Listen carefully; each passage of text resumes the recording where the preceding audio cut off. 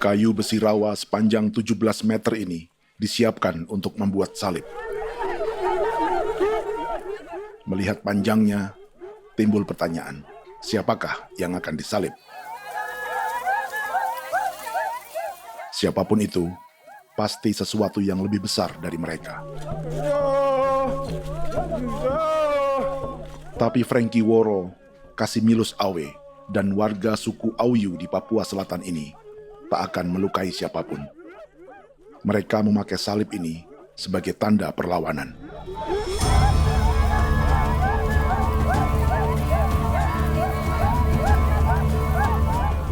Yang mereka lawan memang lebih besar, yaitu pemerintah Republik Indonesia.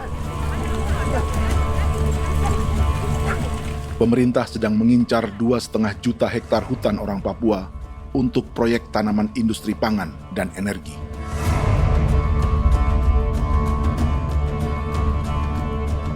Ratusan kilometer dari salib orang-orang Auyu itu, orang Muyu sedang menyiapkan gerakannya sendiri. Tapi kali ini dalam bentuk sebuah pesta. Pesta yang disiapkan oleh marga Kimco Jinibju selama 10 tahun.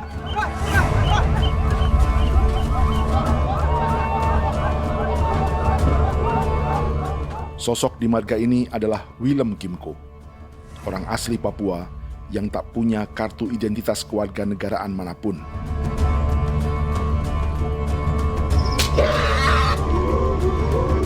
Pesta adat ini sudah cukup langka, tak hanya di Papua, bahkan di kawasan Pasifik dan peradaban Melanesia. Awalnya bayarnya aneh kalau bukan. Itu nih hati kau teker bipnuka, dan jitana ya kati kau beri barang dipo. Kau memang ambil kau kuning. Ada gagasan dan gerakan sosial di balik pesta orang-orang Muyu ini. Sama dengan gerakan salib merah yang dimulai orang-orang Auyu. Salib ini akan menjadi yang terbesar dari 1.800 salib merah yang telah ditancapkan berbagai suku di Papua Selatan dalam 10 tahun terakhir. Ribuan salib merah yang dipadukan dengan palang adat adalah tanda larangan yang menyatukan unsur-unsur adat dan agama. Kami percaya bahwa kalau memang kami sudah tidak mampu untuk menyelesaikan persoalan ini, dalam hal ini perusahaan tidak bisa masuk, berarti kami minta bantuan kepada nenek moyang dan Tuhan. Atribut perang orang Auyu ini diukir atau dilukis, digambar di batang salib ini dengan tujuan bahwa kami larang dengan sangat keras. Jadi apabila siapapun, baik dari antara kita sendiri yang melanggar batas ataupun pihak lain yang mau mengganggu keselamatan hak tanah adat kami, maka kami siap untuk melakukan ancaman perang. Salib-salib ini tidak ditancapkan di halaman-halaman gereja, melainkan di tanah dan hutan adat, di dusun-dusun sagu, dan di tempat-tempat yang disakralkan. Sebab 1.800 palang adat dan salib ini memang bukan semata tentang agama, tapi untuk mencegah negara dan perusahaan memasuki tanah dan hutan adat mereka. Papua bukan Laos.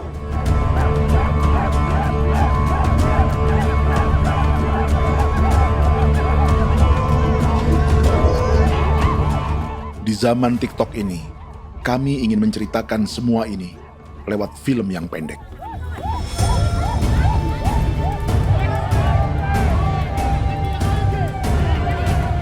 Tapi kami jelas gagal.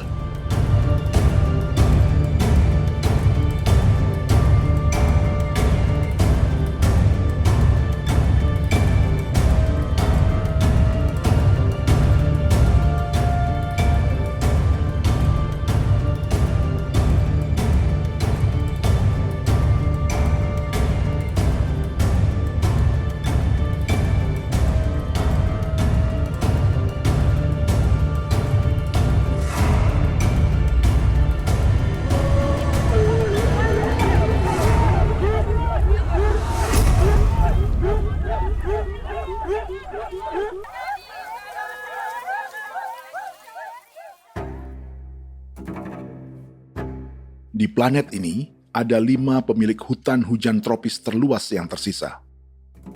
Kongo di Afrika, Brazil, Peru, Bolivia, dan Indonesia.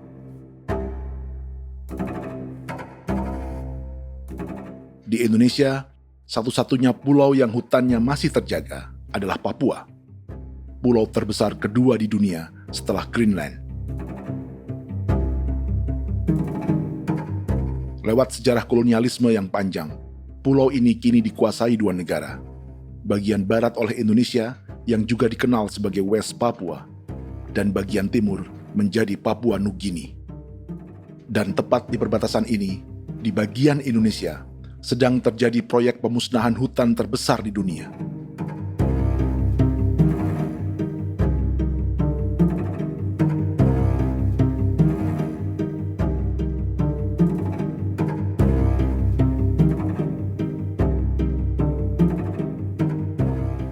Pemerintah Indonesia sedang membuka lebih dari 2,5 juta hektar hutan untuk sawit, tebu, padi, dan peternakan. Ini disebut proyek strategis nasional untuk lumbung pangan dan energi yang jadi ambisi 3 presiden. Bagian terbesar direncanakan untuk mencetak sawah seluas 1,3 juta hektar.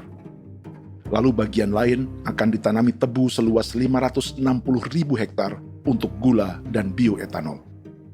Setiap liter bensin di Indonesia akan dicampur bioetanol 10% atau E10. Ada 10 perusahaan di proyek ini, dan semuanya dimiliki oleh 1 keluarga saja. Berikutnya, ada areal sawit seluas 400.000 hektar untuk biodiesel. Targetnya mencampur 50% solar dengan minyak sawit atau B50. Dan terakhir, pemerintah akan membuka peternakan seluas 380.000 hektar. Jadi, apa yang salah dengan proyek pangan dan energi ini? 5 orang Papua dalam film ini akan menjawabnya.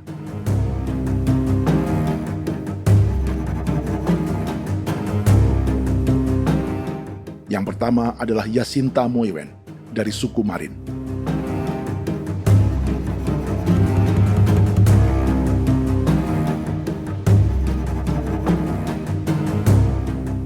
Yasinta dan warga di distrik Ilwayap di Merauke sudah menjadi korban. Hutan dan rawa sebagai sumber pangan dan ekonominya telah dihancurkan. Jalan sepanjang 135 km sedang dibuat, dan di kiri kanannya akan dicetak 1 juta hektar sawah. Mereka sulit menolak atau melawan. Salib sudah digeser, masih datang lagi dengan senjatanya mereka nih. Karena proyek ini juga dijaga tentara. Macam-macam senjatanya.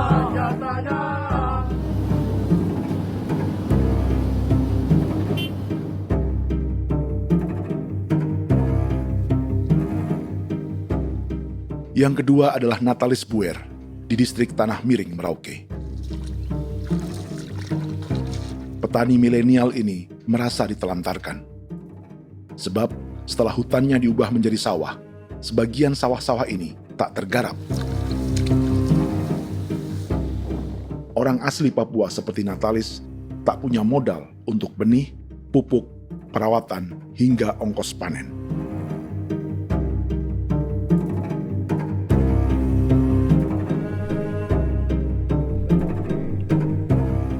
Orang ketiga adalah Vincent Kuipalo dari suku Yenan di distrik Jagebob, Merauke. Vincent dan suku Ye sedang menjadi korban. Hutan adat orang-orang Ye sedang dihancurkan untuk perkebunan tebu dan bioetanol. Tanah mereka juga diincar untuk markas-markas militer, pasukan yang akan menjaga proyek pangan dan energi ini.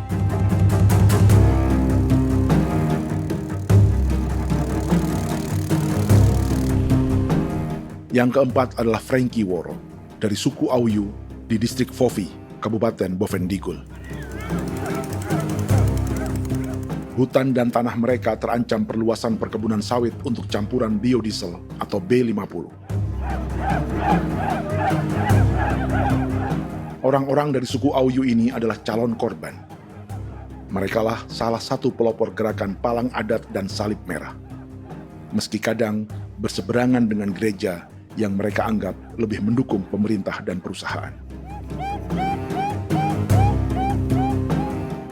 Mereka bahkan sedang merencanakan gerakan yang lebih besar, dengan salib yang lebih besar. Tanah milik Somu Sobisiba itu bahwa tanah ini diciptakan oleh Tuhan dan memberikan warisan kepada kami. Kami ini hanya hak jaga.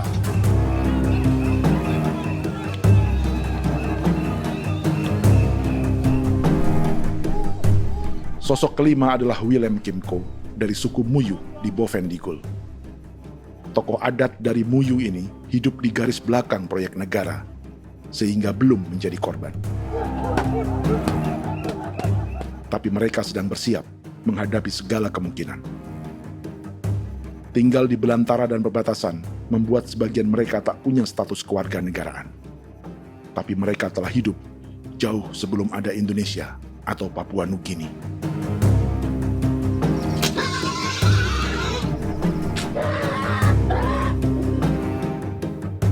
Kelimanya mewakili jutaan orang asli Papua yang sedang terancam eksistensinya. Jika kita merasa kepunahan peradaban Neanderthal di Eropa, Aztec dan Inca di Amerika, atau aborigin di Australia adalah sejarah masa lalu, film ini menceritakan bagaimana pemusnahan sebuah bangsa dan kepunahan sebuah peradaban sedang terjadi di masa hidup kita. Kepunahan bukan karena kerusakan lingkungan dan ruang hidup semata, juga karena dihantam 60 tahun operasi militer.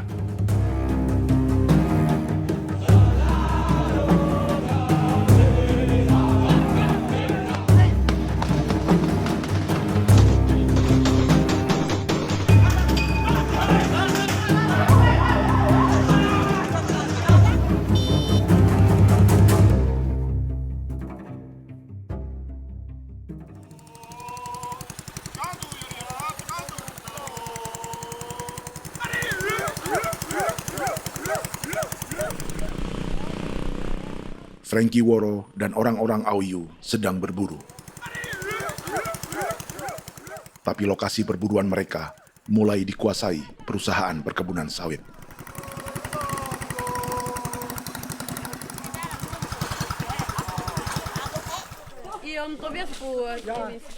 Kita akan menuju arah ke Inabusu. Di sana kami akan masuk di wilayah konsesi perusahaan PT Indo Asiana Lestari, dan di situ ya ada survei-survei mereka yang mereka pernah lakukan, tapi juga kami ada lakukan tanda-tanda saksi di sana.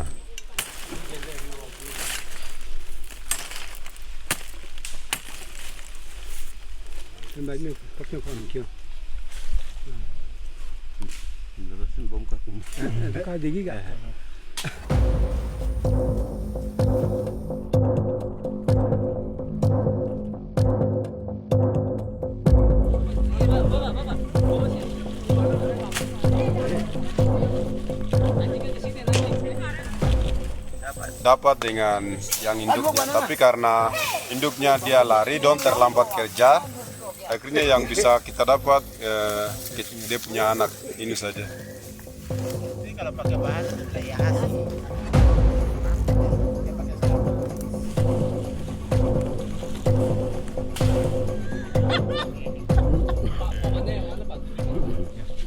Pohon ini pohon bitanggur, dia punya kayu ini kita biasa gunakan untuk kerja perahu, dan juga kulit depu getanya itu kita pakai untuk kerja ini, panah-panah ini lem, jadikan lem ini, panah-panah.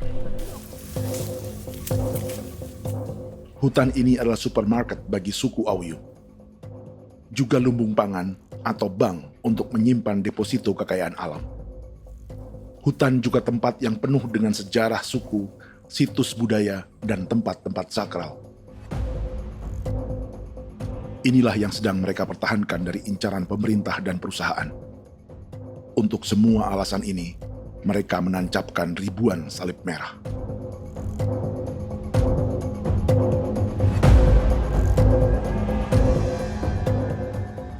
Tapi dari kampung, warga suku Auyu memberi kabar pada Frankie tentang intimidasi oleh aparat negara agar mereka melepas tanah ke perusahaan sawit dan berhenti memasang palang adat dan salib merah. Ada beberapa titik yang saya sudah siap, tetapi di sini emergensi dari saya, terutama di Kampung Sokanggon, PT Damai Timber. Dia mengganggu saya dengan menggunakan kekerasan maupun pihak hukum. Dan kemarin saya ada pernyataan penolakan secara resmi, tapi masih tetap dengan menggunakan pihak hukum untuk masuk, untuk harus dituntut saya untuk harus diterima perusahaan itu. Kita di situ ada 15 marga, tetapi 15 marga juga tidak setuju. Marga-marga siapa yang terima dan marga-marga mana saja yang menolak. Nanti kita lihat dari pertimbangan itu, dan di situ dan kita undang mereka untuk bicara dengan kami. Sebagai sosok yang aktif dalam gerakan, warga Auyu terus memberi informasi lapangan kepada Frankie yang tak selalu berada di kampungnya. Izin pernyataan yang mereka paksa saya untuk tanda tangan itu, tapi sementara saya tidak tanda tangan. Data semua ada di tangan saya. Ya. Baik, kalau gitu itu lebih bagus karena tanda tangan itu yang berbahaya. Iya. Tanda tangan itu yang lebih berbahaya karena sekarang ini modern dan canggih, dan itu yang mereka biasa pakai untuk tipu muslihat. Mereka biasa pakai itu di tanda tangan itu. Betul. Dari Bambisa juga di Sofia dia masuk untuk memaksakan kami marga untuk harus menerima perusahaan itu. Tapi kemarin kami sudah menolak. Babinsa nama bosku. Babinsa di sini nama bosku. Oh, ya. Itu yang sekarang strategi militer yang sekarang mereka pakai. Jadi yang penting masyarakat itu yang benar-benar mau menolak siap dukung ketua marga siapa yang nanti tampil. Ini adalah peta konsesi sawit untuk biodiesel dalam proyek strategis nasional. Dan di distrik Fofi inilah, orang-orang Auyu hidup dari sungai dan hutan. Tapi Frankie di Bovendigul masih lebih beruntung. Setidaknya dibandingkan Yasinta Mowien di Merauke yang sudah kehilangan hutan dan rawanya.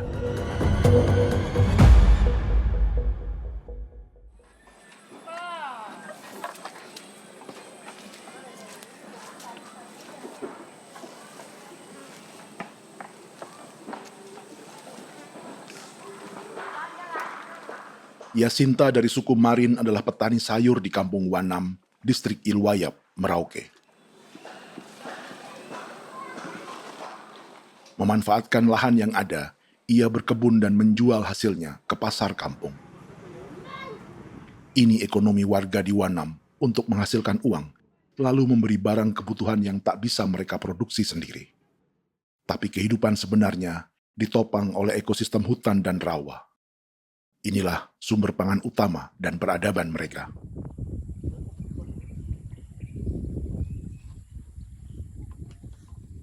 Namun ketenangan ini diusik ketika tiba-tiba pada Mei 2024, di Pelabuhan Wanam datang ratusan alat berat untuk proyek pangan dan energi pemerintah.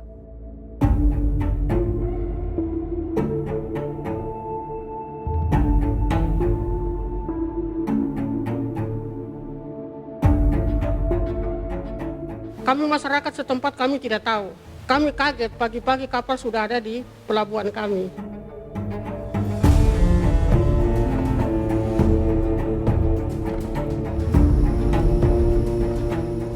Yasinta Mowien atau Enrika Gebze dan warga lainnya tak pernah diajak bicara atau dimintai pendapat. Seakan-akan Papua adalah tanah kosong. Kita suka kaget yang dong bawa turun alat berat dong bawa turun, kita kaget masyarakat. Dorang subongkar itu kayu-kayu.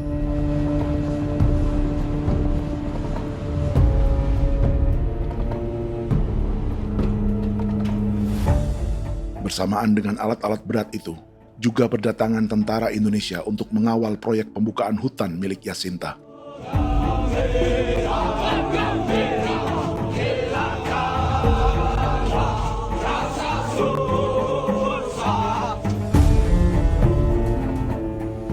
Ribu alat berat didatangkan dari Cina ke Papua oleh perusahaan bernama John Lin Group sebagai kontraktor pemerintah. Ini disebut sebagai pesanan eskavator terbesar di dunia dengan nilai 4 triliun rupiah. Misinya membuka hutan dan rawa milik orang Marin, salah satunya untuk membangun jalan sepanjang 135 km. Sementara di kiri kanannya akan dicetak sawah yang ditargetkan seluas 1,3 juta hektar. Jalan berupa garis lurus ini bukan rute tradisional ekonomi masyarakat. Jalan ini akan menghubungkan kawasan perkebunan sawit dan tebu di sebelah timur, juga untuk mobilisasi pasukan militer. John Lin Group adalah perusahaan yang dimiliki Andi Samsudin Arsyad atau yang dikenal dengan Haji Isam. Sebagian orang mengenalnya sebagai pengusaha yang hobi balapan mobil.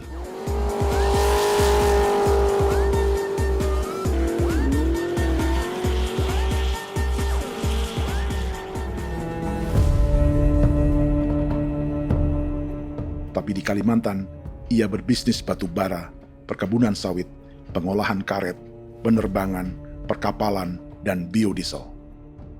John Lin Group kini juga menjadi pemilik perkebunan tebu dan pabrik gula terbesar di Indonesia. Sayapnya melebar dari Kalimantan hingga ke Bombana, Sulawesi Tenggara. Perkebunan tebu, pabrik gula, dan industri bioetanol inilah yang juga sedang dikembangkan di Papua.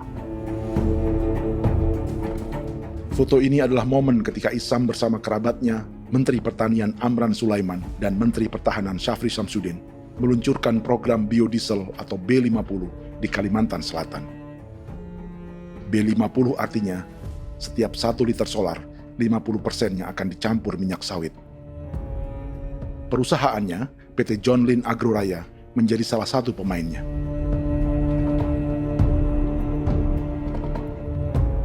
Sepanjang tahun 2025, saham PT John Lin Agroraya pernah naik hingga 700%.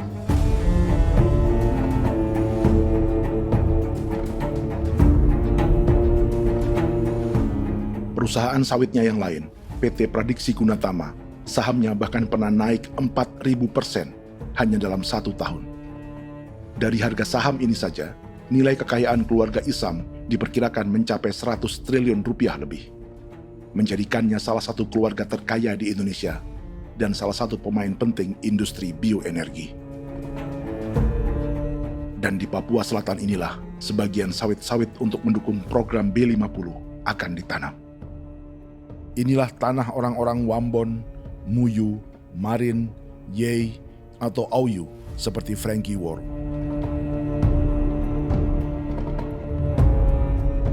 Haji Isam pernah menjadi tim kampanye nasional Presiden Joko Widodo dalam pemilu 2019 saat melawan Prabowo. Bintang Mahaputra Utama diberikan kepada Saudara Andi Syamsuddin Arsyad. Beliau berjasa luar biasa dalam mendorong pertumbuhan ekonomi daerah maupun nasional. Setelah menjadi presiden, Prabowo memberi gelar kehormatan Bintang Mahaputra Utama pada Isam.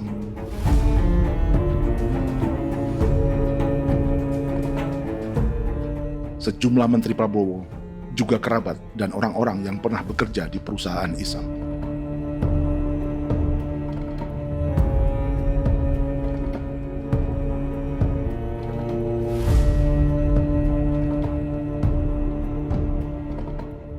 Lawan sebesar inilah yang sedang dihadapi Jacinta di kampung Wanam, Merauke. Atau petani perempuan lain seperti Enrika Gebse. Jadi alam kita ini sudah rusak. Jadi kita itu biasa jalan dari sini tuh harus pasang jerat di situ, harus cari makan di situ lagi. Itu tempat-tempat itu pasang-pasang jerat, tempat babi, rusa, sekarang sudah tidak ada lagi.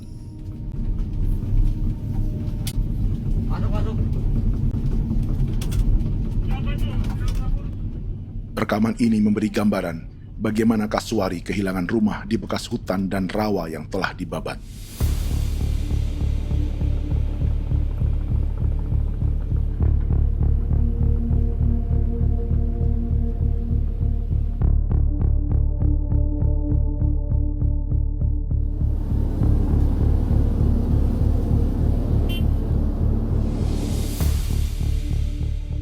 Keterlibatan tentara dalam proyek pangan dan energi di Papua memakai dalih bahwa ancaman terhadap negara kini tak hanya perang secara militer, tapi juga melalui pangan dan energi. Kementerian Pertahanan pun terlibat karena proyek ini dianggap operasi militer selain perang. Jadi tugas kamu adalah menjaga sumber cadangan pangan nasional. Macam-macam senjatanya, Proyek ini menambah panjang alasan mempertahankan kehadiran tentara di Papua dalam 60 tahun terakhir. Saat ini, jumlah tentara Indonesia di Papua mencapai 56.000 personel, atau ada 1 tentara untuk setiap 100 orang Papua. Bandingkan dengan rata-rata nasional, di mana hanya ada 1 tentara untuk 696 penduduk Indonesia. Itu belum termasuk polisi. Artinya, 1 orang Papua dijaga lebih banyak senjata dari rata-rata penduduk Indonesia. Tanah dan hutan diambil secara sepihak untuk kepentingan pembangunan batalion dan bandar antariksa. Ini bentuk perampasan masyarakat. Penolakan kehadiran markas-markas militer terjadi di sejumlah tempat di Papua. Tak hanya karena trauma dan ketakutan, juga karena mengambil tanah-tanah adat.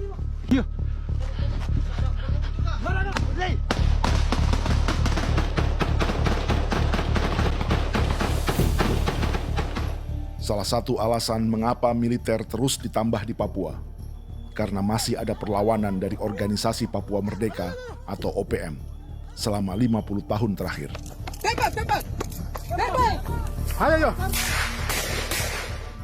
Tapi kekuatan militer OPM diperkirakan hanya 1.430 personel dan 360 pucuk senjata. Selebihnya, mereka menggunakan senjata tradisional.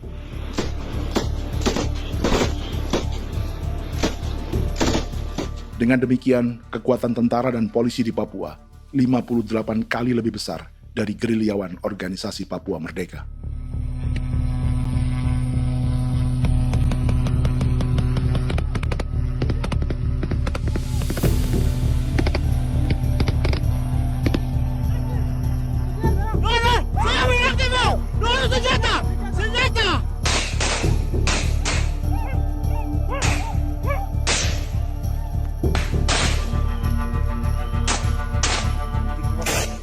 Sebagian tentara berada di garis depan pertempuran, tapi sebagian besar lainnya terlibat operasi non-tempur menjaga proyek pemerintah dan investor swasta.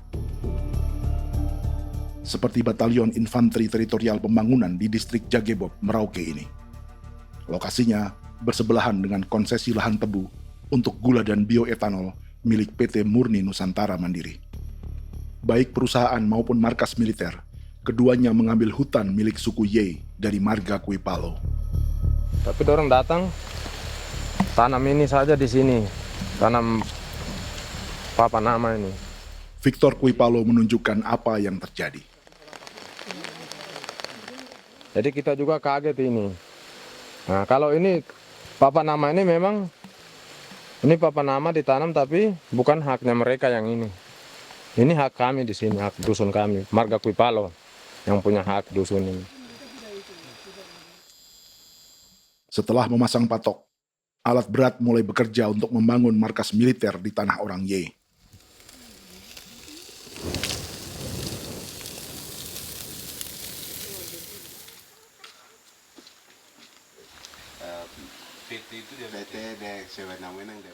Kehadiran markas militer mengkhawatirkan warga yang pernah mengalami trauma. Takut kenapa? Kalau macam yang awal macam sekarang bu kampung hidup ini kan aman. Terus kenapa harus didirikan korem di sini? Bukankah dengan adanya Korem semakin aman ada tentara di sini? Kalau untuk kampung kayaknya tidak bisa aman kalau ada tentara, paling masyarakat dipukul itu ini. Kalau kampung hidup begini malah saya sejahtera dan saya punya masyarakat. Apa pernah ada pengalaman buruk sebelumnya dengan tentara di daerah sini? Ada yang cerita waktu pos-pos di sini tuh di 13, 12 itu zaman katanya Patimura. Memang kasihan. Malah kita punya orang ini yang dianiaya betul, dipukul. Disuruh kerja bakti tidak mau, atau lama mencari, namanya kita pangkur sagu itu butuh waktu 1 minggu. Kalau lama begitu ya paling diseret apa pukul itu. Operasi militer Indonesia di Papua dimulai tahun 1962 lewat Operasi Trikora. Tapi perlawanan bersenjata pertama di Papua baru dilakukan tahun 1965 di Manokwari. Nanti tanggal 1 Mei jam 12.30 pemerintahan di Irian Barat mutlak akan jatuh di tangan.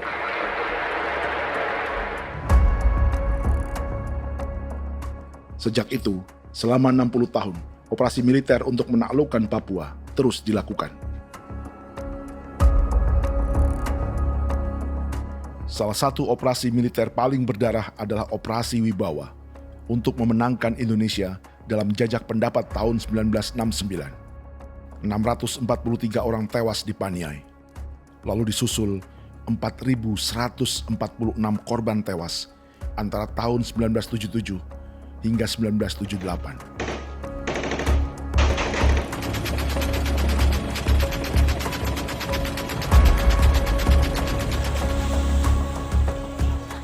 Operasi militer ini menimbulkan gelombang pengungsian hingga kini. Dewan Gereja Papua mencatat 103.000 orang menjadi pengungsi pada tahun 2025 dan nyaris tak diberitakan media-media Jakarta.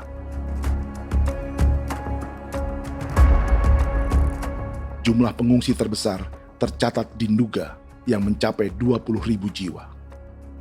Banyak di antaranya yang sedang hamil, seperti Jubiana, salah satu pengungsi Nduga.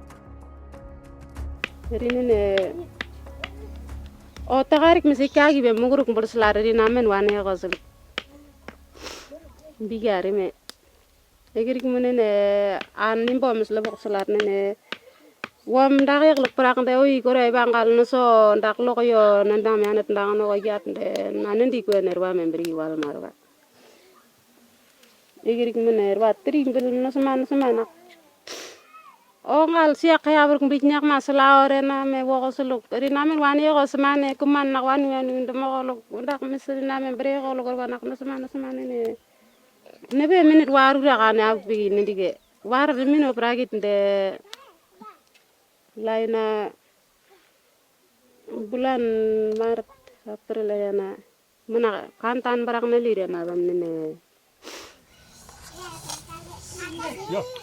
Jubiana lalu menamai anaknya pengungsi Kogoya. Selain Jubiana, juga ada Emma dari Maibrat yang melahirkan di hutan. Sampai di kampung gini, katanya bilang ada tentara yang bangun jembatan. Saya capek itu juga pun masih tahan. Kembali lagi ke hutan lagi. Itu sampai saya jatuh di tengah jalan. Orang sampai terbanting di kayu semuanya. Berasa sakit begitu. Melengkapnya tuh Domika Serli, pengungsi Wako. Masyarakat sipil dari Kampung Aitrem sementara mengungsi karena kampungnya sementara dikuasai oleh TNI Polri. Seratusan ribu pengungsi di Papua saat ini jauh melampaui jumlah yang mengungsi ke Papua Nugini tahun 1984, yaitu 10.000 orang karena menghindari operasi militer.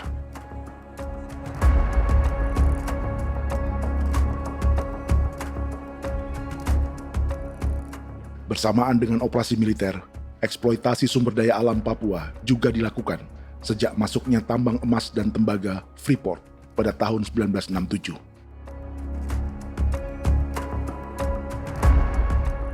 Disusul perkebunan sawit awal tahun 1980-an.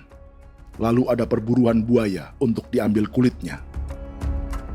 Sebelumnya, ada eksploitasi gas alam di Teluk Bintuni, pencarian besar-besaran kayu gaharu, atau pembukaan hutan tanaman industri. Ini belum termasuk perburuan dan perdagangan ikan arwana di selatan Papua, penebangan kayu merbau dari hutan-hutan Jayapura, emas di Blok Wabu Intan Jaya, bahkan nikel di pulau-pulau kecil Raja Ampat. Dan kini, dalam skala yang belum pernah terjadi dalam sejarah, Papua dipaksa mencetak sawah, tebu untuk bioetanol, dan sawit untuk biodiesel.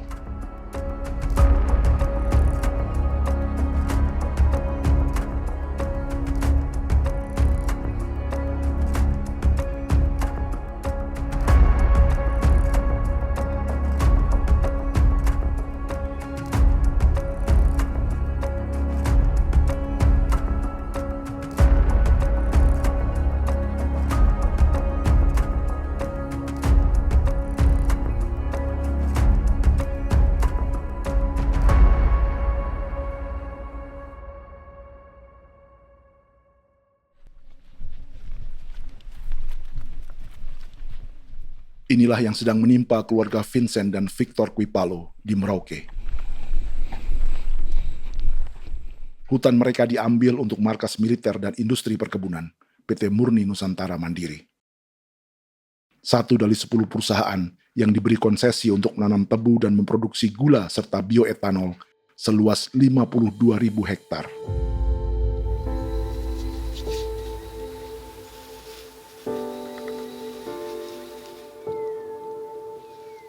Perusahaan ini dianggap mengambil hutan dan tanah orang-orang Ye, terutama marga Kuipalo, yang memiliki hak adat terhadap 2.300 hektar hutan.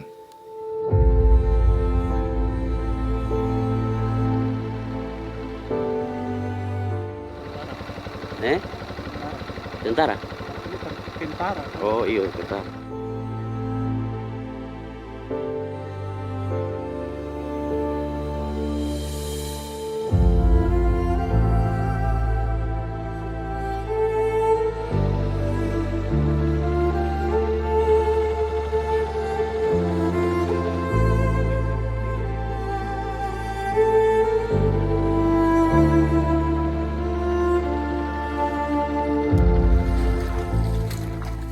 Keluarga Kuipalo sedang melihat apakah perusahaan semakin mengancam tanah mereka. Dan kekhawatiran itu terbukti. Iya, makanya tadi saya bilang ini dari sini saja dekat ini sudah masuk di dalam ujung lapang ini. Ini hutan, yang ini hutan yang dorong ada bongkar sekarang ini. Ini sudah punya alat sudah dekat ini. Dekat sekali ini. Ini di sini. Nacau, kelapa itu yang jalan lama, jalan setapak ini.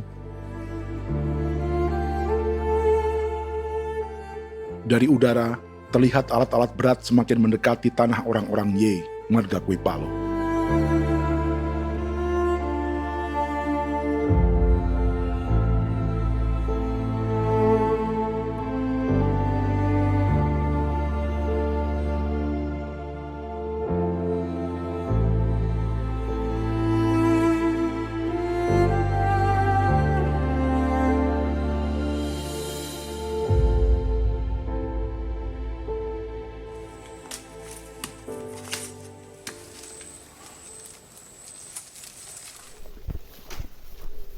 Keesokan harinya, Victor dan kerabatnya memberi tanda cat merah di pohon-pohon yang berada di batas tanah mereka.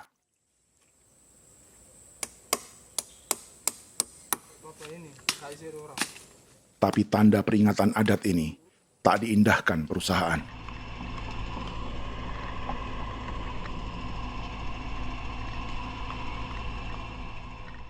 Dua bulan kemudian, perusahaan tetap memasuki tanah marga Kuipalo. Sama.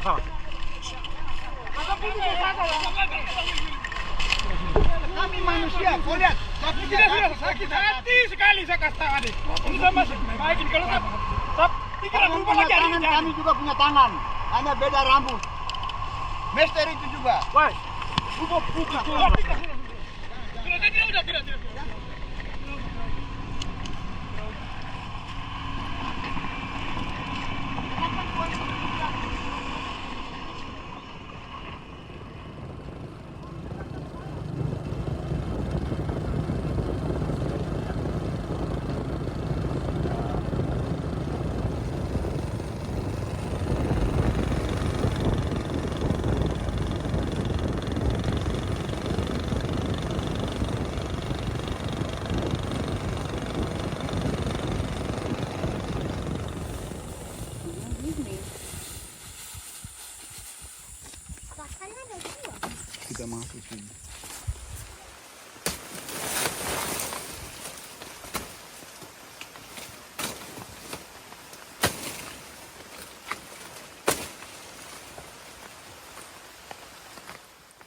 Jadi ya untuk itu seperti saya katakan tadi, apakah lebih baik kita tidak usah ada kah atau bagaimana, kita pisahkan, pisahkah dari negara ini kah?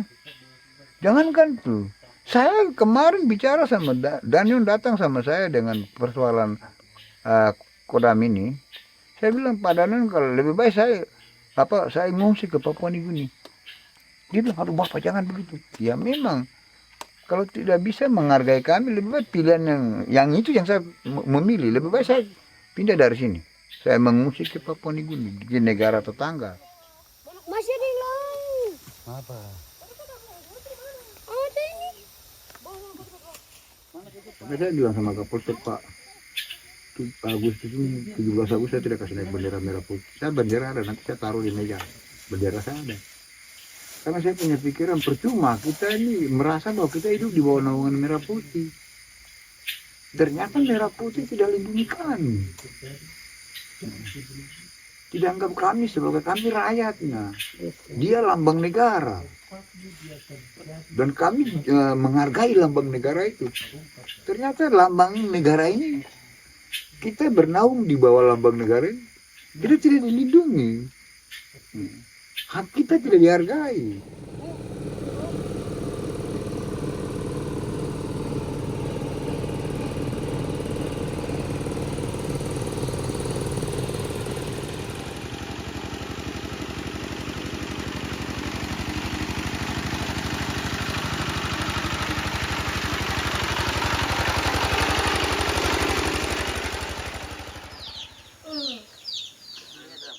Marga Kuipalo dari suku Ye terus mendapat teror dan intimidasi agar melepas tanah mereka yang hanya dihargai Rp300.000 per hektar.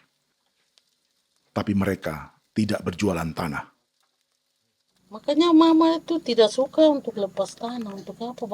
Baru di dalam hutan itu ada obat-obat tradisi.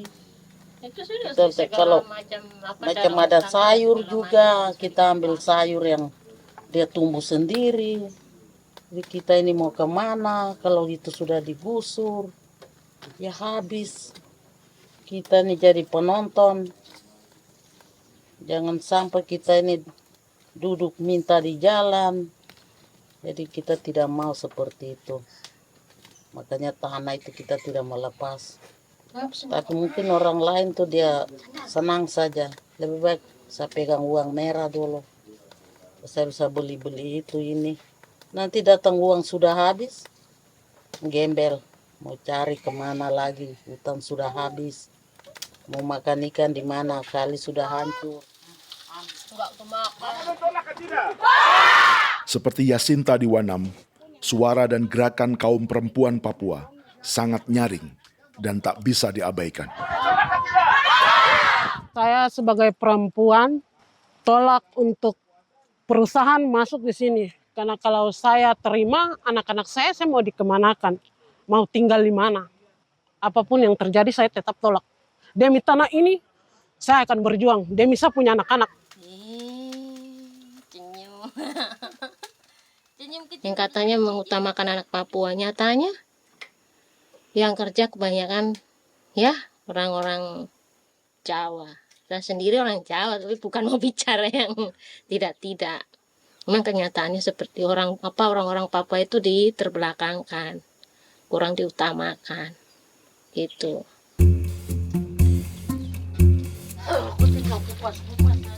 Proyek food estate seperti mencetak sawah, bukannya tak diikuti warga Papua.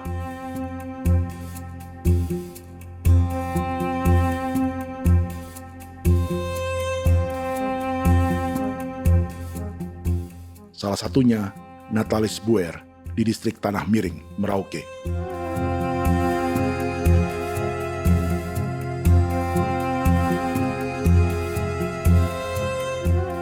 Setelah menghabisi hutan, pemerintah Indonesia mencetak sawah untuk tanaman padi karena beras mulai menjadi makanan pokok menggantikan sagu.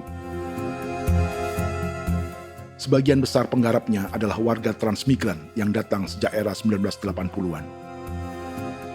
Bahkan petani transmigran sudah ada sejak Belanda membuka proyek padi kumbe di distrik Kurik. Lokasi yang sering jadi langganan pejabat Indonesia memamerkan sawah di Papua.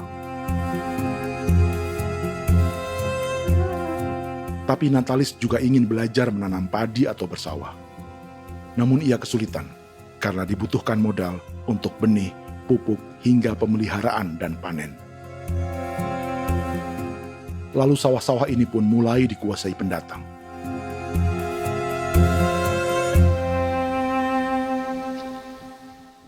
Tapi sejauh ini di kampung kami ini yang saya lihat memang ada kelompok kami punya di sini yang sudah tergabung dalam Gapoktan, kemudian masuk dalam optimalisasi lahan.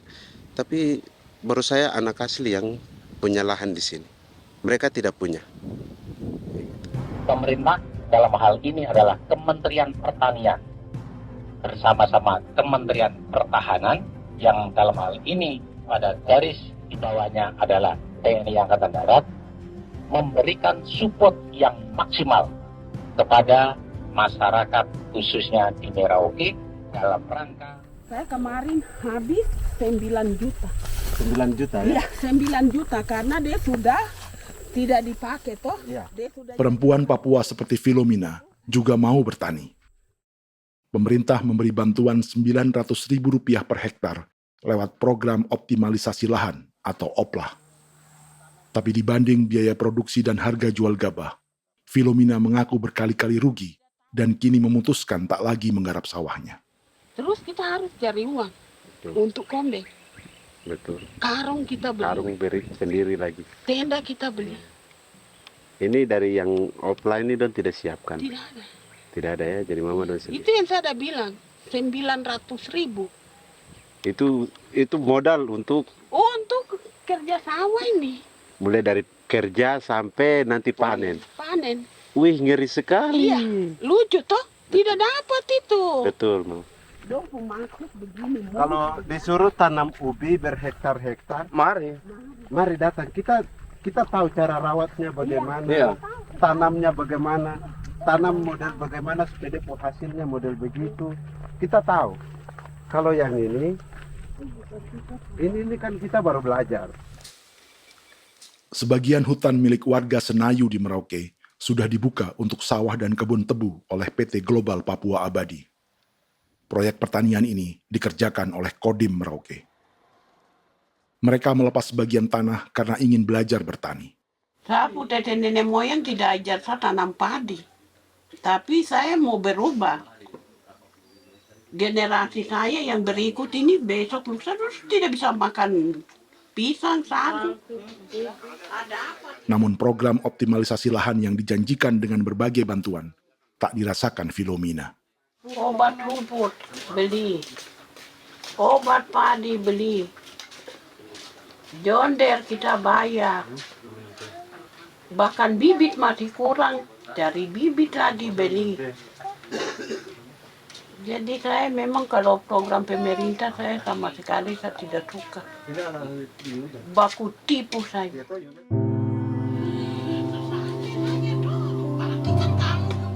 Mereka merasa ditinggalkan sendiri, jatuh bangun belajar bertani padi. Sementara sumber pangan dan air yang semula mudah didapat, kini telah berganti sawah dan kebun tebu. Dulu kita masih bisa jalan, nanti masak di kali, pakai air kali. Minum pakai air kali. Sekarang, kok mau masak? Tidak ada air, Air sudah susu, mau minum tidak bisa. Sudah dengan obat. Drone semprot tebu itu saja drone. Drone yang semprot. Saya lihat di itu. Jadi kita bukan drone yang terbang di atas untuk disemprot. Dong lempar pupuk di bawah ya dia mengalir ke kali. Mengalir ke kali, ke rawa-rawa.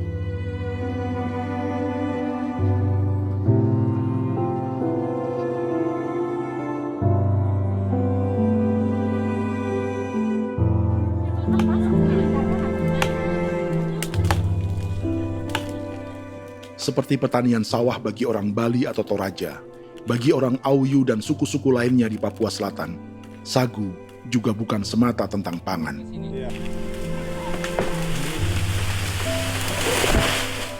Bagi orang Auyu dan Marin, sagu adalah kerabat, sosok orang tua, sosok nenek moyang yang harus dijaga dan dilindungi. Lagi bikin apa mama ini mama? Pakai toko itu sagu.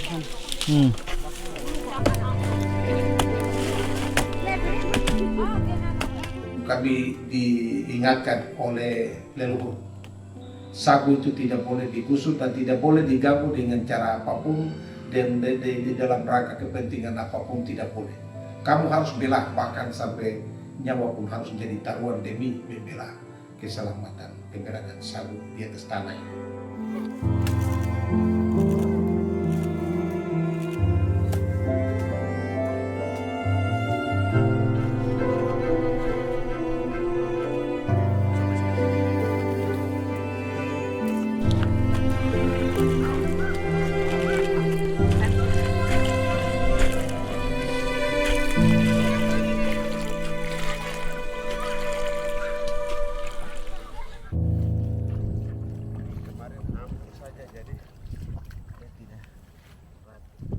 Menurut Natalis, pemerintah di Jakarta mendefinisikan lumbung pangan semata urusan beras dan mencetak sawah.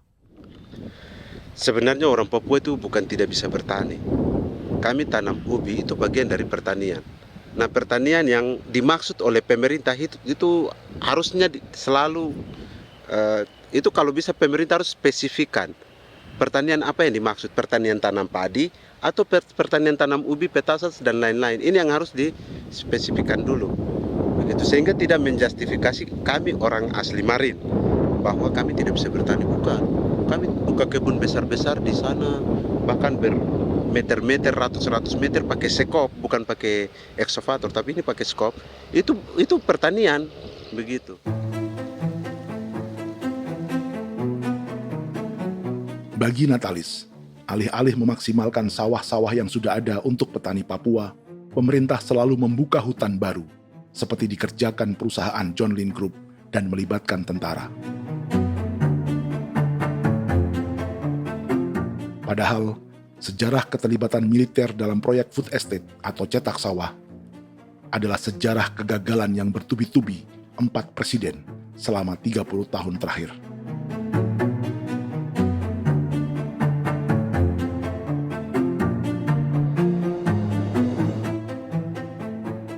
Papua bukan yang pertama menjadi proyek lumbung pangan yang melibatkan tentara. Kalimantan telah menjadi korban 30 tahun sebelumnya.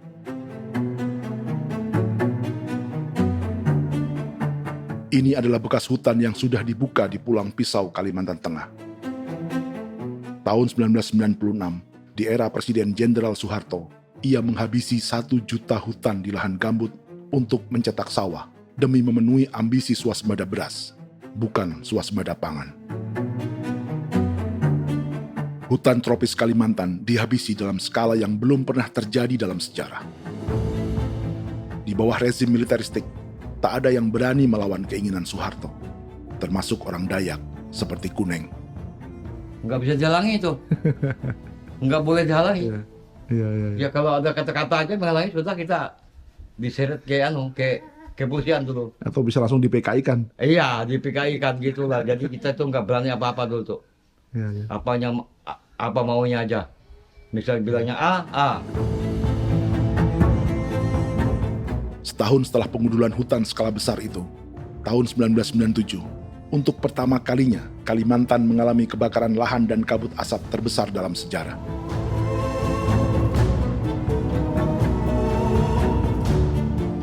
Sebagai ilustrasi, ini kondisi kabut asap tahun 2015.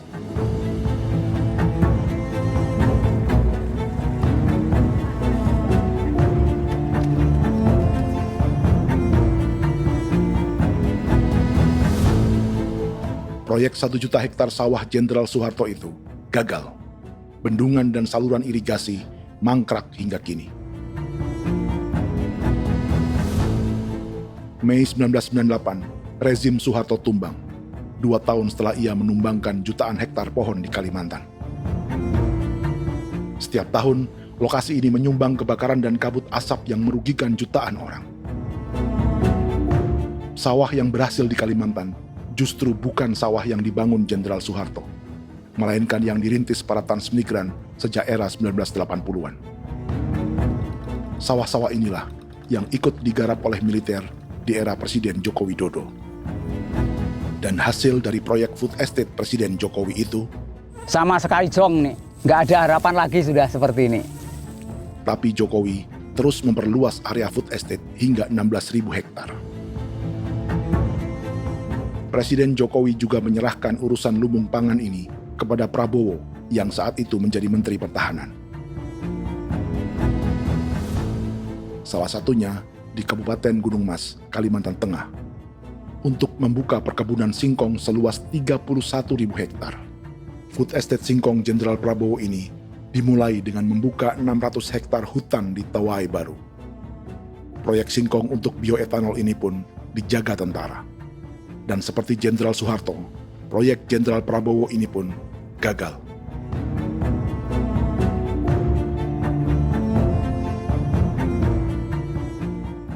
Dengan reputasi ini, Joko Widodo dan Prabowo justru sedang membuka 2,5 juta hektar di Papua.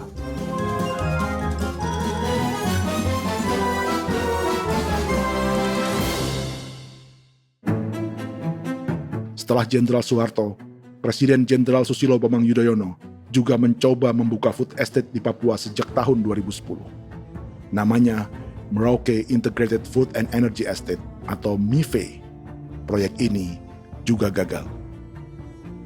Lalu di lokasi yang sama, Jokowi berusaha meneruskan dengan proyek mencetak sawah 1,2 juta hektar yang juga gagal. Sekarang yang paling siap adalah 1,2 hektar. Yang 1,2 juta hektar.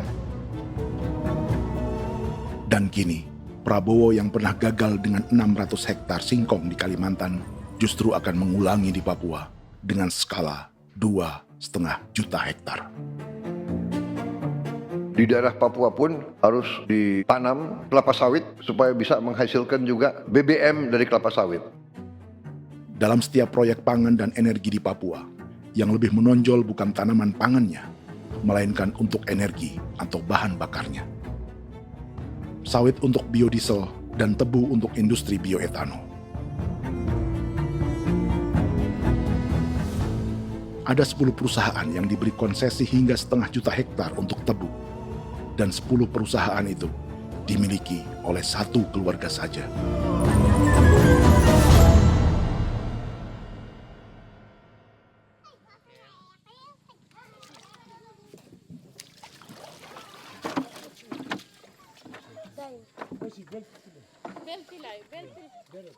Para perempuan Auyu di Bovendigul akan berangkat memancing.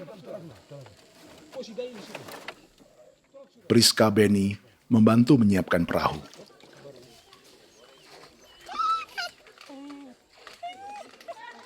Mereka akan mengumpulkan bahan pangan di hutan untuk persiapan acara penancapan salib merah berikutnya.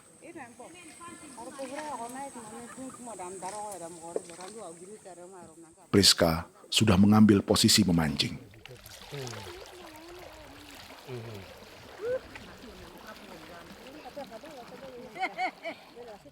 1.800 salib merah telah dipasang di wilayah adat berbagai suku di Papua Selatan untuk menghalau perusahaan sawit dan tebu.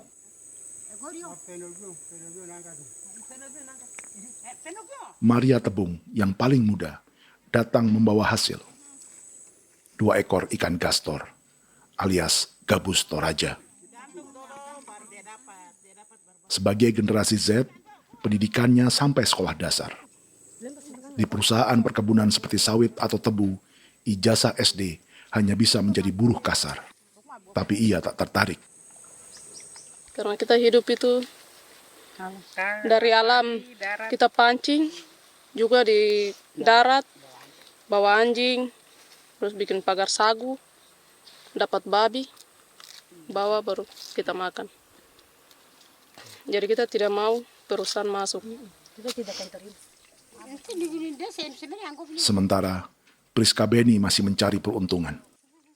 Tapi baginya, menjadi nelayan di Sungai Fofi masih lebih baik daripada bekerja 9 tahun di perkebunan sawit. Sudah pengalaman, jadi kita tidak mau lagi. Sudah berapa lama ketika kerja itu? Selama di sana. 9 tahun di sana. 9 tahun? Saya baru pulang dari perusahaan. Selama 9 tahun kerja di sawit, bisa punya rumah kah? Atau Tidak. motor kah? Tidak. Johnson kah? Tidak. Cuma makan saja. Pendapatan juga kan tidak lebih. Habis dimakan.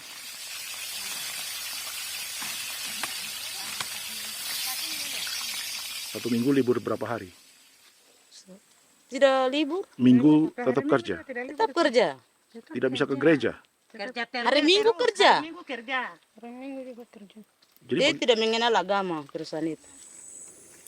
di grup perusahaan sawit Korindo, Priska digaji 2 juta rupiah per bulan dan tinggal di mes karyawan.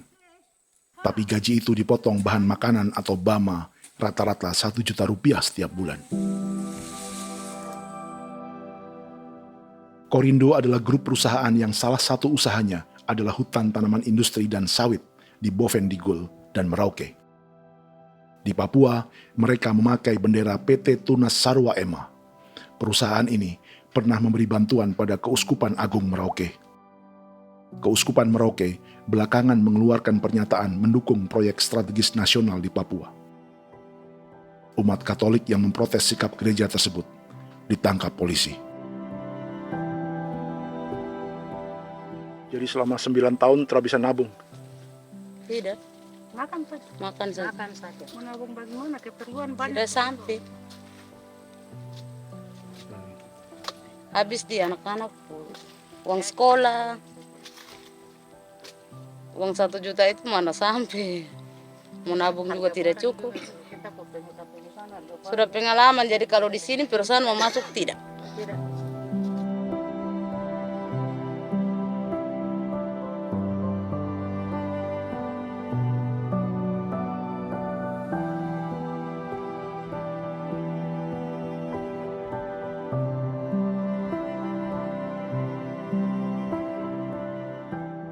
Dan menu makan siang seperti ini agaknya sulit bagi buruh sawit atau tebu yang digaji 2 juta rupiah per bulan. Generasi Z seperti Maria Tebung atau generasi milenial seperti Priska Beni punya matematika ekonominya sendiri. Sawit untuk biodiesel atau tebu untuk bioetanol tak akan ada bedanya bagi mereka.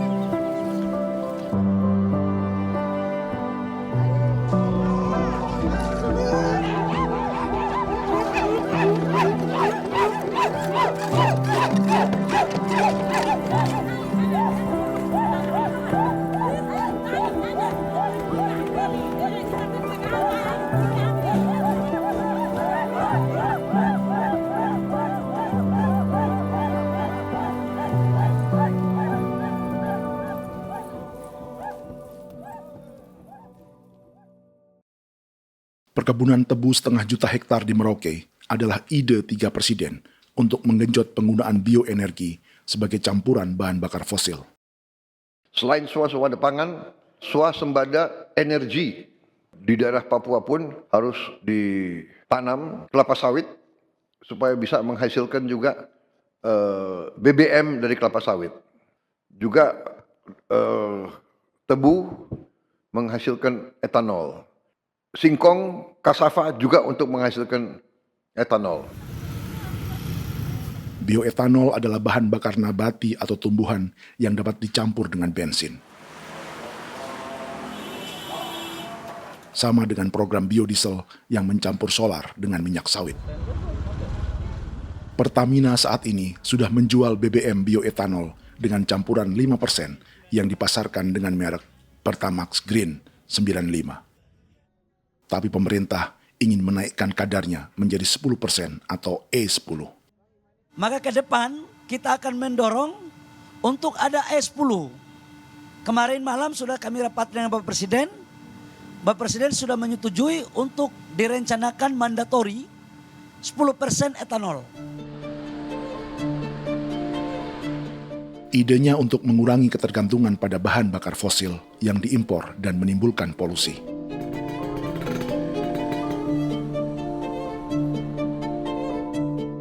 Tapi bioetanol bukannya tak mengorbankan lingkungan, hutan, rawa, dan manusia. Karena program E10 membutuhkan 7,3 miliar liter bioetanol, maka lahan yang dibuka untuk menanam tebu bisa mencapai 1,3 juta hektar. Sementara saat ini, luas perkebunan tebu di Indonesia hanya 500 sampai 600 ribu hektar. Artinya, butuh lahan baru hingga 800 ribu hektar untuk menanam tebu. Dan 500 ribu hektar diantaranya sedang dibuka di Papua. Hutan yang tadinya untuk menumbuhkan pangan, berubah jadi tanaman untuk bahan bakar di jalanan. Kecepatan pulihnya hutan beradu dengan jumlah dan kecepatan kendaraan di jalanan.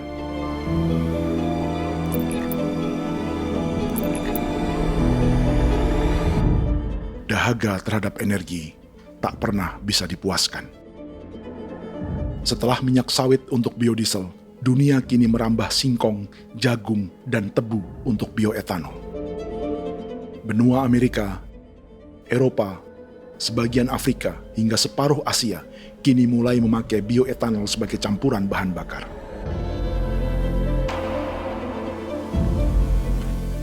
Selain perebutan lahan, masa depan dunia juga dibayangi semakin mahalnya harga pangan karena persaingan antara perut manusia dengan tangki kendaraan. Ini adalah lokasi perkebunan tebu dan bioetanol PT Murni Nusantara Mandiri yang mengancam tanah Vincent Quipalo dan orang-orang Ye di Merauke. Beberapa kilometer di selatan adalah PT Global Papua Abadi yang mengancam tanah orang-orang Muyu dan Marin. Dua perusahaan ini adalah bagian dari 10 perusahaan yang mendapat konsesi lahan untuk tebu dan bioetanol di Merauke. Batas konsesi mereka bahkan sama dengan batas negara Indonesia dengan Papua Nugini. Salah satu ciri bahwa peta konsesi ini dibuat di Jakarta dari atas meja. Sama seperti kolonial Inggris dan Belanda ketika mereka membagi Pulau Papua dengan garis lurus pada abad 19. Seakan Papua adalah tanah kosong. Bedanya, meski peta konsesi ini mengatur batas 10 perusahaan, tapi perusahaan-perusahaan ini sebenarnya dimiliki oleh satu keluarga saja. Ini nama 9 dari 10 perusahaan tebu dan bioetanol di Merauke, Papua. 99% saham mereka dimiliki sebuah perusahaan bernama PT Merauke Nusantara Manis. Sementara 1% sisanya dimiliki PT Merauke Gula Mandiri. Tapi saham kedua perusahaan ini dimiliki PT Merauke Sugar Group. Dan perusahaan ini, 90% sahamnya dimiliki pengusaha bernama Angelia Bonaventure Sudirman, serta perusahaan bernama Zico Trust dan Resource Harvest. Lalu 10% lainnya dikuasai PT Papua Energi Abadi, yang pemiliknya adalah Dudi Christian dan Angel Madeline. Sekarang, mari kita lihat siapa mereka. Angelia Sudirman adalah keponakan dari salah satu konglomerat sawit Indonesia, Martias Fangiono. 9 perusahaan di Papua ini berada di bawah bendera Merauke Sugar Group. Dan Merauke Sugar Group hanya satu dari 7 grup perusahaan milik keluarga Fangiono.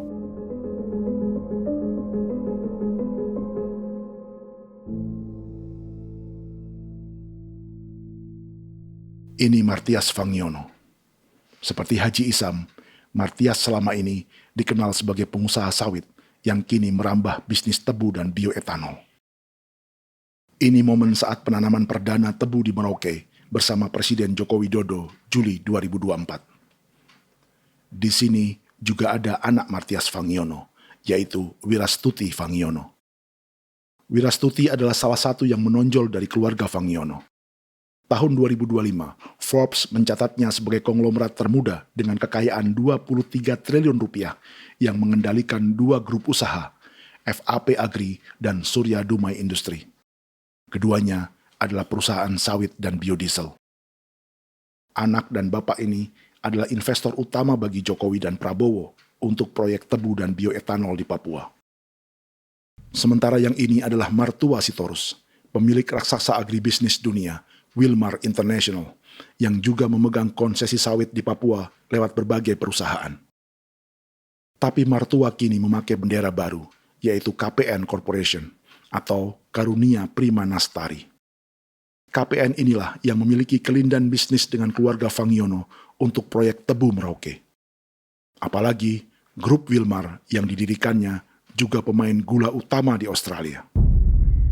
Tahun 2010, Wilmar membeli 100% saham perusahaan gula terbesar Australia, Sucrogin. Akuisisi senilai 1,5 miliar dolar Amerika ini langsung menjadikan Wilmar pemain tebu terbesar kelima dunia.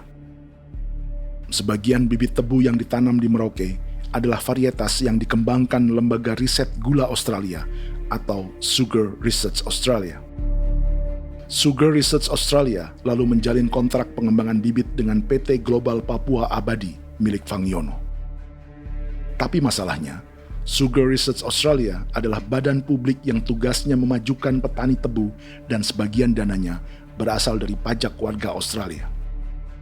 Itu artinya, warga Australia membiayai pengembangan bibit tebu untuk investor dan pemerintah Indonesia. Dokumen ini menunjukkan bahwa lembaga yang dibiayai warga Australia itu pernah memiliki kontrak penyediaan bibit dengan PT Global Papua Abadi milik keluarga Fangiono. Kontrak itu baru berakhir pada November 2024. Artinya, saat Presiden Jokowi dan keluarga Fangiono menanam bibit tebu pada Juli 2024 ini, kontrak itu masih berlaku. Nama lain dalam keluarga ini adalah Siliandra Fangiono, yang pada tahun 2024 dijuluki Raja Sawit Termuda dengan kekayaan 39 triliun rupiah dalam catatan Forbes.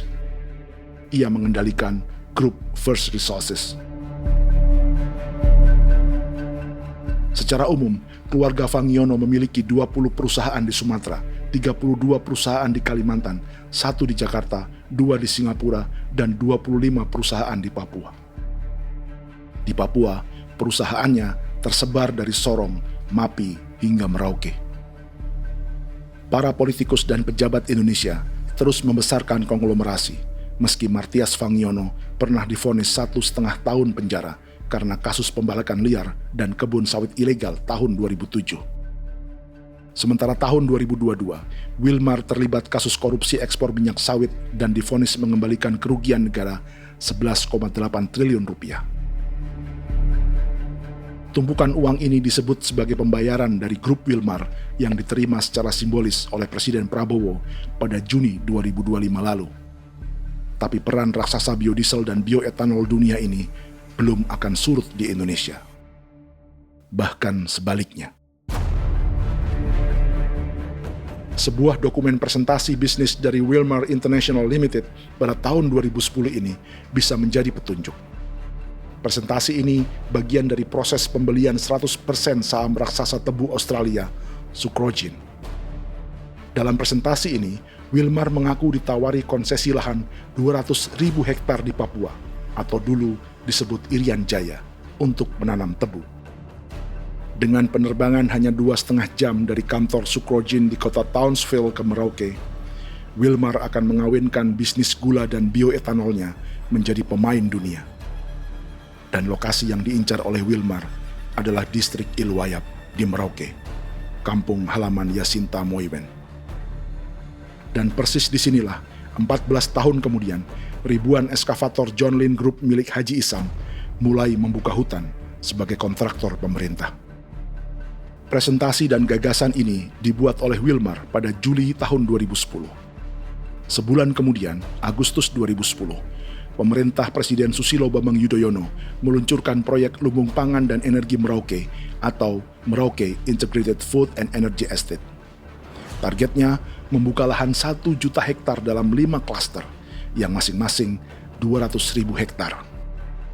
Angka yang sama dengan presentasi Wilmar.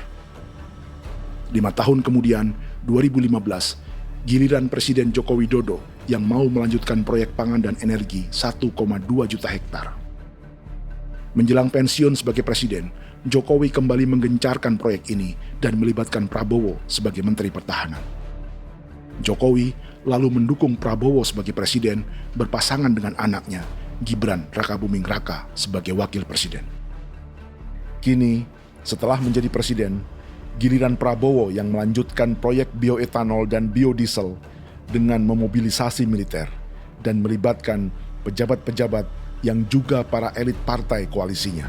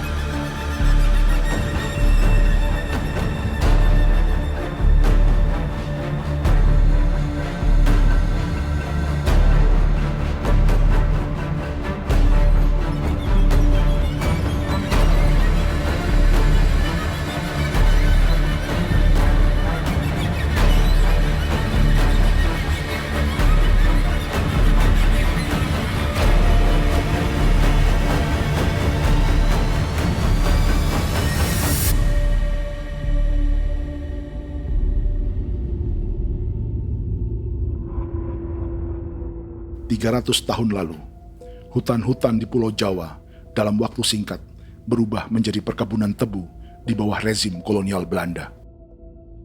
Orang Jawa menjadi buruh dan petaninya dipaksa menanam tebu.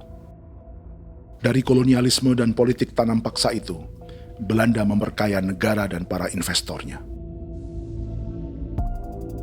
Tak puas membuka hutan untuk perkebunan di Jawa dan Sumatera, kolonial Belanda menanam tebu hingga di Suriname dan mengerahkan ribuan orang Jawa sebagai buruh pada tahun 1890. Inggris yang sudah menguasai negara seluas India dan Papua Nugini pun masih menanam tebu jauh di tengah Samudra Pasifik, di tanah orang-orang Fiji. Lalu memindahkan puluhan ribu orang India menjadi buruh di sana. 200 tahun sebelumnya, ratusan ribu orang Afrika bahkan diperbudak untuk bekerja di perkebunan-perkebunan tebu Spanyol dari selatan Eropa hingga Karibia, Kuba, atau Jamaika. Jika dulu tebu menjadi gula atau emas putih, kini cerita kolonialisme tebu berlanjut di Papua untuk bahan bakar nabati atau bioetanol. Dan seperti semua cerita tentang kolonialisme, akan ada yang berpesta dan ada yang membayar. Dalam setiap cerita pesta kolonialisme, baik di Jawa, Karibia, atau di Papua, selalu melibatkan para elit lokal, dari pejabat, perwira, hingga agamawan. Tapi dalam setiap kolonialisme, juga selalu ada cerita tentang mereka yang mempertahankan diri dan melawan.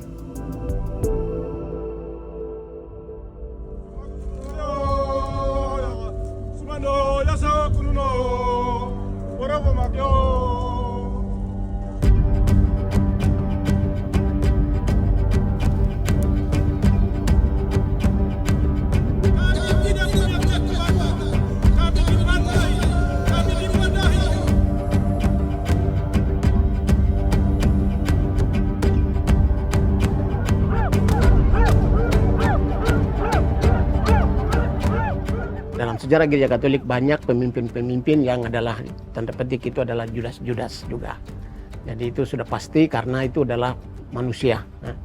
Satu sisi sebagai manusia dalam perjalanan digoda, apalagi ada dalam posisi-posisi jabatan ya mungkin banyak tawaran-tawaran lain, lalu disitulah terjadi pergeseran keberpihakannya kepada misi gereja tadi itu untuk umat, untuk mereka yang tertindas.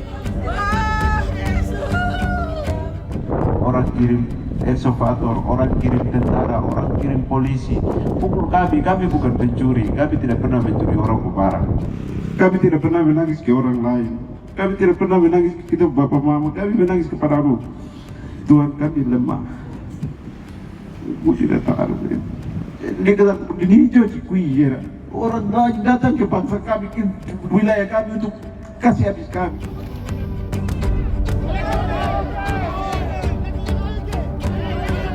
Ya Hakimam Dehi, Ya Hakimam Dehi, Bono Ya Hadikul Dehi, Bono Ya Hadikul Dehi. Kita buat sasi seperti begini untuk menolak perusahaan apapun yang masuk di tanah kami. Kalau kita kasih, kita bikin rusak sekarang, kita punya generasi berikutnya mau dapat kemana. Jadi kita nyatakan sikap di sore hari ini, kami tolak. Apa yang dilakukan pemerintah untuk PSN adalah kejahatan. Pemerintah bagian dari kejahatan, aktor perusak dan pembunuh terhadap negara, terhadap alam, hutan, terhadap manusia. Jadi negara jadi aktor pembunuh. Jadi Pilatusnya siapa? Negara, pemerintah Jakarta ini. Tanah Wiu bukan tanah kosong. Masyarakat adat kami masyarakat. Perusahaan tolak. Biar asal.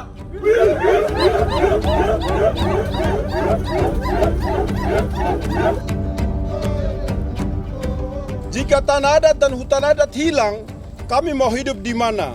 Maka di sini saya mau bilang, negara jangan tipu-tipu kami lagi.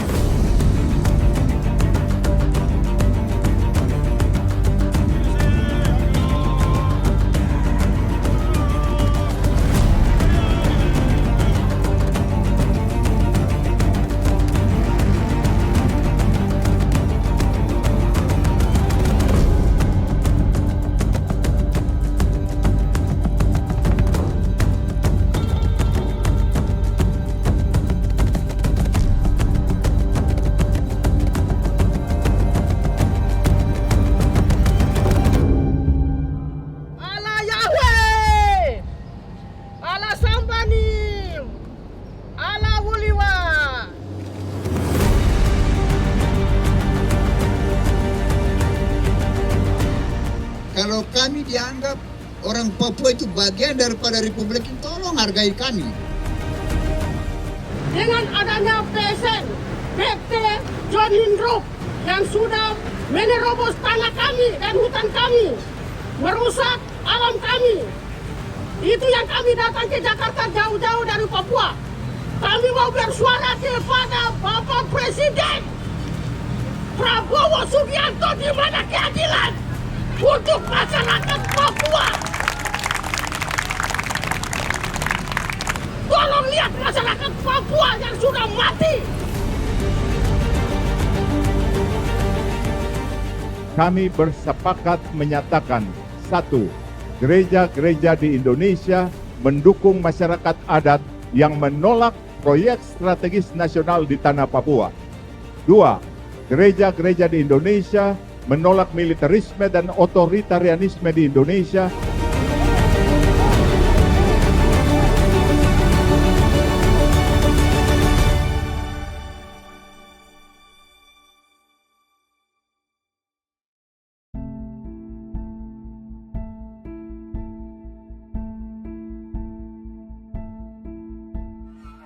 Kita sering merasa banyak hal buruk sudah jadi cerita sejarah. Dan kita sekarang hidup lebih baik, lebih beradab, atau mustahil melakukan kejahatan seperti di masa lalu. Kita tidak lagi menghukum mati orang dengan memenggal kepalanya. Kita menembaknya atau menyuntik racun agar tertidur dan mati. Tapi ada hal-hal yang tak berubah. Salah satu pembantaian yang kuat di ingatan kita adalah kejahatan Nazi atau genosida di Rwanda. Padahal pembantaian juga sedang terjadi di masa kita, seperti di Gaza, Palestina. Penghancuran sebuah peradaban seperti Indian di Amerika atau aborigin di Australia juga kita anggap masa lalu. Sekarang kita merasa lebih baik dan lebih toleran. Padahal proses penghancuran bahkan pemusnahan yang sama sedang terjadi terhadap bangsa Melanesia di Papua. Begitu juga dengan praktik kolonialisme. Kita merasa penjajahan seperti dilakukan Portugis, Inggris, atau Belanda sudah menjadi sejarah. Dan Indonesia tidak mungkin menjajah. Padahal itulah yang sedang terjadi dan dirasakan di Papua.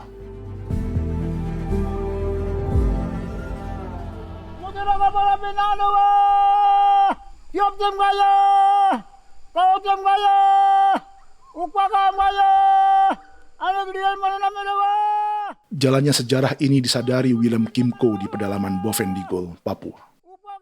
Hidup terpencil dan tak tersentuh urusan negara bukan berarti selalu aman.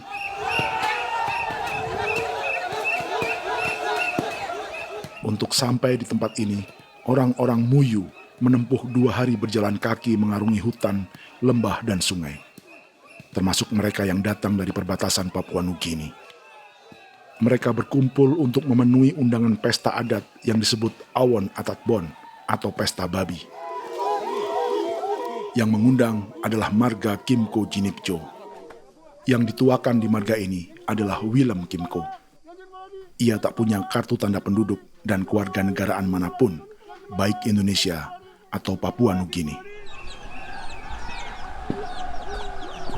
Tahun 1984, 10.000 orang Papua, terutama suku Muyu, mengungsi ke Papua Nugini untuk menghindari operasi militer Indonesia, termasuk Willem Kimco.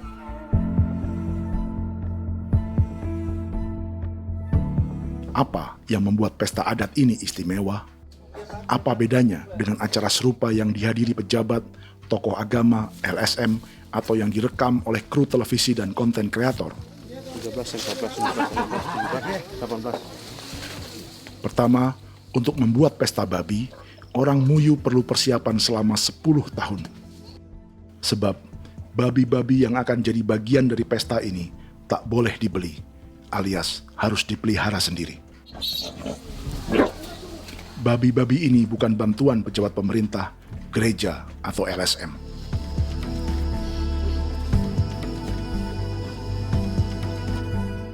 Yang kedua, babi-babi ini tidak dipelihara di kandang. Jadi punya nama babi ini kah? Harimau. Harimau? Harimau. Dia kulit dengan ini bulu di harimau, macam harimau begitu, kasih nama harimau. Setelah diberi nama, mereka dilepas liarkan di hutan sejak kecil. 10 tahun kemudian, jika tiba saatnya pesta, para pemburu akan mencari mereka di dalam 479 hektar hutan milik marga Kimco. Suku atau marga lain tak akan mencurinya di hutan, karena mereka sudah punya babi dan wilayah masing-masing. Itu artinya, mereka harus tetap menjaga dan mempertahankan hutannya, agar babi-babi bisa hidup. Demikian juga dengan lahan pangan mereka, yang menumbuhkan sagu, keladi, atau aneka sayuran.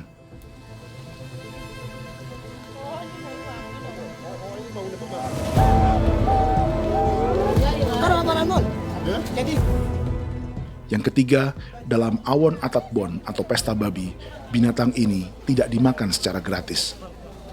Setiap marga atau klan dalam suku Muyu akan membayar jerih payah tuan rumah menjaga hutan dan memelihara babi.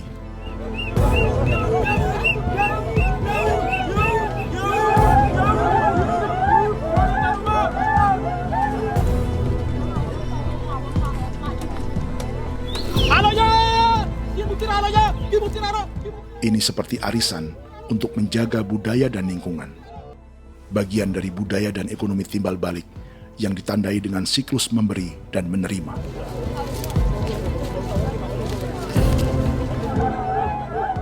Ini juga cara orang Muyu membangun dan memperluas aliansi. Awon bet begul bet, ulan yau kando bet, atat bet anani, atat bet jenek ligan ani, ado amten anani, menini tena jaga, kepo kemo ko di mana, kepo kemo mayat nih, kep tetek ngomong yang kep kanin bet wini ke iftore wen, nih wen tena ya kadek me, oke, kepo nanti kutu apa mau kepo ke pasar kutu orang nih, kene man gini wan jo, koko kati bolon jalbengo, koko kuning bolon jal. Jika Willem Kimco dan marganya bisa menjaga hutan dan wilayahnya, marga lain ikut diuntungkan sebagai sebuah ekosistem. Demikian juga sebaliknya. Alasan keempat, mengapa pesta babi ini memiliki tempat khusus dalam peradaban orang Muyu, karena Willem Kimco khawatir peradaban mereka akan punah, menyusul ancaman terhadap ekosistem dan hutan. Setiap marga atau klan harus mengkonsolidasi diri dan membangun aliansi.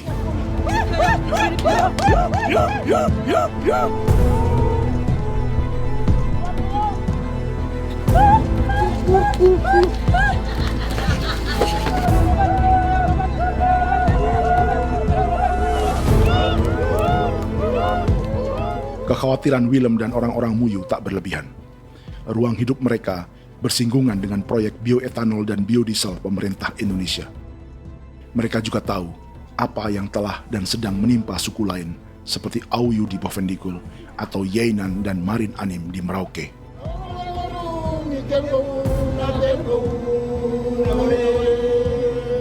Jika suku-suku lain menggunakan palang adat dan salib merah sebagai gerakan perlawanan, orang-orang Muyu memakai pesta babi untuk mempersiapkan diri dan konsolidasi. Sebab, berbeda dengan saat mengungsi tahun 1984, kali ini yang datang ke tanah orang-orang Muyu tak hanya tentara, juga alat-alat berat bersama para pebisnis pangan dan energi. Awan